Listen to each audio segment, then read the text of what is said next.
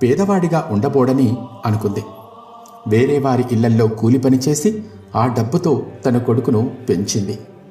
ఆ పిల్లవాడికి తన 4వ సంవత్సరంలో అతన్ని ఒక ప్రభుత్వ పాఠశాలలో చేర్పించింది. కష్టపడి పనిచేసేవాడికి లక్ష్యం దగ్గరవుతుంది అని ఆమె భావించింది. ఎంతో కష్టపడి తన కొడుకును చదివిస్తోంది. అయితే ఆ పిల్లవాడికి 11 సంవత్సరాలు వచ్చిన తర్వాత ఒకరోజు ఆమె ఆరోగ్యం దెబ్బతింది.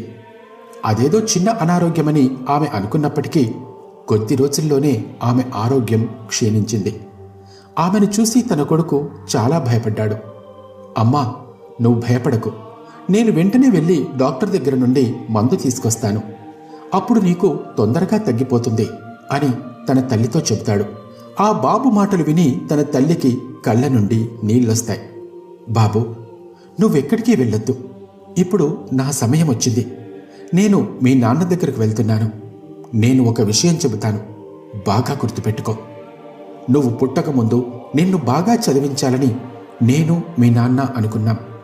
నిన్ను సమర్థవంతుడిగా తీర్చిదిద్దాలని, మా కొడుకు మాలాగా పేదరికంలో జీవించకూడదని కోరుకున్నాం. కానీ ఇప్పుడు నేను ఆ కోరిక